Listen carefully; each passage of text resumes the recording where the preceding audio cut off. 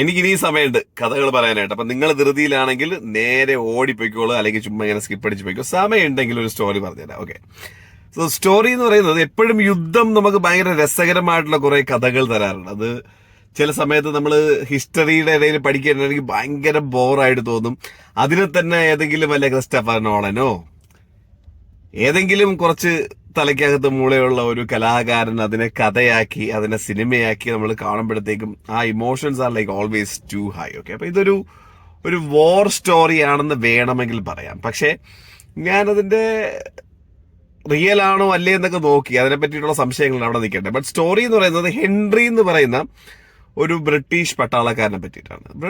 വലിയ മറ്റേ സാധാരണഗതിയിൽ നമ്മൾ പറയുന്ന പോലെ മേജർ റാങ്ക് ഒക്കെ വെക്കുന്ന വലിയ ബ്രിഗേഡിയർ അങ്ങനെ ക്യാപ്റ്റൻ, സാധാരണക്കാരൻ, സാധാ പട്ടാളക്കാരൻ. പക്ഷേ ഒന്നാം ലോക മഹായുദ്ധമൊക്കെ കഴിയണ ആ സമയത്ത് വലിയ ഹൈ റാങ്കിങ് ഒഫീഷ്യൽ ഒന്നും അല്ലാതെ ഉള്ള ഒരു സാധാരണ ഒരു റാങ്ക് ഉള്ള ഒരു പട്ടാളക്കാരന്റെ കഥ വെച്ച് നോക്കുമ്പോൾ ഏറ്റവും സെലിബ്രേറ്റഡ് ആയിട്ടുള്ള പട്ടാളക്കാരാണ്. എന്ന് വെച്ച് കഴിഞ്ഞാൽ മറ്റേ ഫുൾ മിലിറ്ററി ഡ്രസ്സിലേക്ക് നിൽക്കുമ്പോഴത്തേക്കും മെഡൽ ഇങ്ങനെ നിറഞ്ഞ ഇഷ്ടംപോലെ ബഹുമതികൾ കിട്ടിയിട്ടുള്ള ഫോൺ ചെയ്തു പോയി ഒരു പട്ടാളക്കാരാണ്. ആ വേൾഡ് വാറിനൊക്കെ മുമ്പേ പുള്ളിക്കാരൻ പട്ടാളത്തിൽ ചേർന്നു, പല സ്ഥലത്ത് ഇങ്ങനെ സർവീസ് ഒക്കെ എടുത്ത് വേൾഡ് വാർ തുടങ്ങി 1916 ആയപ്പോഴത്തേക്കും ആദ്യത്തെ ഒരു മേജർ ഇഞ്ചുറി പറ്റി ഈ യുദ്ധത്തിന്റെ ഇടയിൽ. അതിപ്പോ വെടിയുണ്ട കൊണ്ടതാണോ അത്രയും ഡീറ്റെയിൽ ആയിട്ട് അറിയത്തില്ല. അതല്ല സൈഡിൽ വല്ല ബോംബ് വീണ് അതിന്റെ ആഘാതത്തിലാണോ. ബട്ട് പുള്ളിക്കാരന് വൂണ്ടഡായി ആശുപത്രിയിൽ കയറി കുറെ നാൾ ഹോസ്പിറ്റലിൽ കിടന്നു.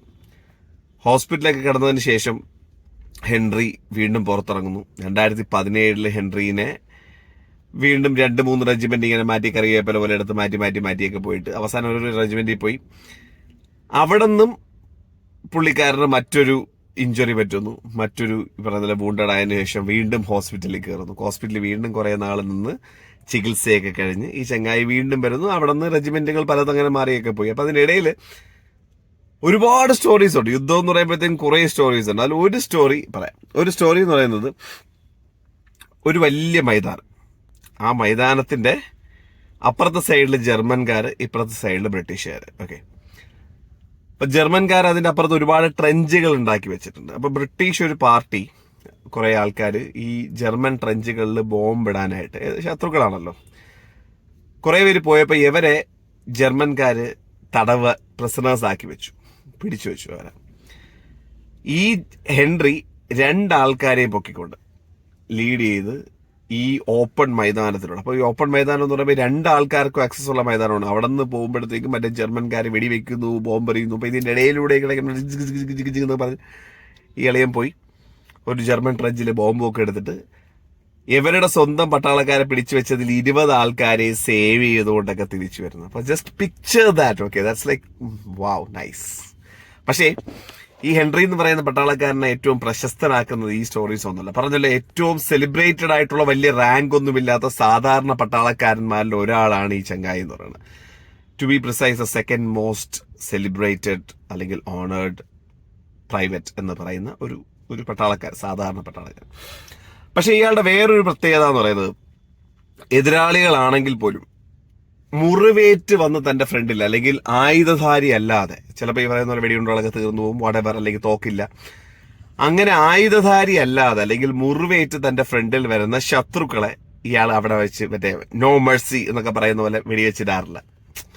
ഇങ്ങനെ അതീപോ എന്ന് പറയുന്ന പോലത്തെ ഒരു സ്റ്റോറിയാണ്. അപ്പോൾ ഒരു ദിവസം പറയപ്പെടുന്നത്, കറക്റ്റ് ഡേറ്റ് ഒക്കെ ഉണ്ട് കേട്ടോ, സെപ്റ്റംബർ 28, 1918. ഇച്ചിരി മഞ്ഞ് അല്ലെങ്കിൽ മേ ബി പറയുന്ന യുദ്ധത്തിന്റെ ഇടയിൽ ബോംബൊക്കെ പൊട്ടിയതായിരിക്കാം. ഒരു ഹേസി സാധനം, ഒരു ചെറിയ മൂടൽ മഞ്ഞ് പോലത്തെ ഒരു സിറ്റുവേഷൻ. അങ്ങനെ നേരെ കാഴ്ചയൊക്കെ വെച്ച് ഡമ്മായിട്ടൊക്കെ നിൽക്കുന്ന സമയത്ത് ഇയാളിങ്ങനെ നിൽക്കണം അലേർട്ടായിട്ട്. ആ ഒരു മൂടൽ മഞ്ഞിന്റെ ഇടയിൽ കൂടെ ഒരു കാലൊച്ച ഇങ്ങനെ കേൾക്കുന്നു, ആരോ വരുന്നുണ്ട്. അപ്പം ഈ പറയുന്ന പോലെ ശത്രു ആവാം, മിത്രമാവാം. അതിൻ്റെ ഇടയിൽ നിന്ന് ഇങ്ങനെ ഒരാളിങ്ങനെ നടന്നു വരുമ്പോഴത്തേക്കും ഇയാളിങ്ങനെ തോക്കെടുത്ത് അയാളെ ചൂണ്ടിക്കഴിഞ്ഞു. അപ്പോൾ വന്നപ്പോഴത്തേക്കും എതിരാളിയാണ്, ഒരു ജർമ്മൻ പട്ടാളക്കാരനാണ്. അയാൾ ഇഞ്ചേർഡാണ്. അയാളുടെ ഈ പറയുന്ന പോലെ ചോരയൊക്കെ, അയാളുടെ കയ്യിൽ തോക്കിൽ ആയുധധാരി അല്ലാത്ത മുറിവേറ്റ ആ ജർമ്മൻ പട്ടാളക്കാരന് ഇയാളിങ്ങനെ തോക്ക് ചൂണ്ടി വെച്ചിട്ട് ചോക്ക് താഴ്ത്തി എന്നിട്ട് വയ്ക്കുമെന്നൊക്കെ പറഞ്ഞു. അപ്പം സംസാരിക്കാതെ പറയുന്ന ചെറിയ ചില ചേഷ്ടകളുണ്ടല്ലോ. അപ്പൊ ഇങ്ങനെ ഒരു തല കൊണ്ട് താങ്ക് യു പറയുന്ന പോലെ ജർമ്മൻ പട്ടാളക്കാരൻ ഇങ്ങനെ പറയുന്നു. അപ്പൊ ഇയാളും താങ്ക് യു. നമ്മൾ വണ്ടിയിലൊക്കെ പോകുമ്പോൾ ചിലപ്പോൾ വഴി കൊടുക്കുമ്പോഴത്തേക്ക് ഒരാൾ ഇങ്ങനെ കൈ കാണിക്കുകയാണെങ്കിൽ താങ്ക് യു എന്ന് പറയുന്നത് അതുപോലെ ഇങ്ങനെ ഒരു ചെറിയ താങ്ക് യു പറയുന്നത് തിരിച്ചും അയാളെ ടെക്നോളജി ശരി കുഴപ്പമില്ല എന്ന് പറഞ്ഞിട്ട് തിരിച്ചു പോകും. പിന്നീട് സ്റ്റോറി പോകുന്നു. 1-ാം ലോകമഹായുദ്ധമൊക്കെ തീരുന്നു. 2-ാം ലോകമഹായുദ്ധം ഒബ്വിയസ്ലി ഉണ്ടല്ലോ. ആ സമയത്തൊക്കെ ഇങ്ങനെ പറഞ്ഞ് കുറെ നാൾക്ക് ശേഷം ഇതിന്റെയൊക്കെ ഒരു പിക്ചറൊക്കെ പാസ് ചെയ്യാൻ കുറെ സ്റ്റോറീസ് ഉണ്ട്. ഇവൻച്വലി ദ പോയിന്റ് ഈസ് അയാൾ അന്നത്തെ ദിവസം തോക്കിങ്ങനെ എടുത്ത് ചൂണ്ടി വെച്ചിട്ട് വെടിവെക്കാതെ വിട്ട ആ മുറിവേറ്റ ആയുധധാരി അല്ലാതിരുന്ന ജർമ്മൻ പട്ടാളക്കാരൻ അഡോൾഫ് ഹിറ്റ്ലർ ആണ് എന്നാണ് പറയപ്പെടുന്നത്. അപ്പം ഭയങ്കര രസമായിട്ട് ആൾക്കാർ പറയുന്നു, അന്ന് അയാളെ വെടിവെച്ചിരുന്നെങ്കിൽ 2-ാം ലോകമഹായുദ്ധമോ സെക്കൻഡ് വേൾഡ് വാർ അല്ലെങ്കിൽ ഇത്രയും ആൾക്കാരുടെ ജീവൻ and all those things would not be happening എന്നൊക്കെ പറയും. It's very interesting take. ഞാൻ ആലോചിക്കുന്നത് അന്ന് അഡോൾഫ് ഹിറ്റ്ലർ അല്ല എങ്കിൽ someone else would have taken that place. Maybe നടക്കാനുള്ളത് എന്തായാലും നടക്കും എന്നൊക്കെ പറയുന്ന പോലത്തെ സാധനമാണ്. One way or the other എന്ന് ഐ തിങ്ക് സോ. പക്ഷേ എങ്കിലും that's one of the biggest what if അല്ലേ. It's a good story. ഞാൻ നോക്കി. അപ്പോ ഇങ്ങനെയാണ് എന്നൊക്കെ ഉള്ളതാണ് പലരും പറയുന്നത്. ഇങ്ങനെ അല്ല എന്ന് പറയുന്നവരുമുണ്ട്. പക്ഷെ എന്തായാലും ഇറ്റ്സ് എ ഫാബുലസ് സ്റ്റോറി. ഈ പട്ടാളക്കാരന്റെ പേര് Henry താൻഡെ, TANDEY. I'm not sure how you pronounce that, but check it out. നിങ്ങൾക്ക് എന്ത് തോന്നുന്നു? ഞാൻ നേരത്തെ പറഞ്ഞൊരു പോയിന്റ് ഉണ്ട്. ചില സംഭവങ്ങൾ ഇങ്ങനെ വഴിമാറി പോകുമെങ്കിൽ നടക്കാനുള്ളതാണെങ്കിൽ അത് നടക്കുമെന്ന് തന്നെയാണോ, അതോ മേ ബി നമ്മളുടെ ചോയ്സസ് നടക്കാൻ പോകുന്ന കാര്യങ്ങളുടെ വഴി അതിന്റെ ദിശ മാറ്റി വിടുമെന്നാണോ? What do you think? That's a fabulous topic. I love to hear from you. So ഇവിടെ വരെ കേട്ടിരുന്നുവെങ്കിൽ if you feel like sharing your thoughts, I'm all ears. Cheers.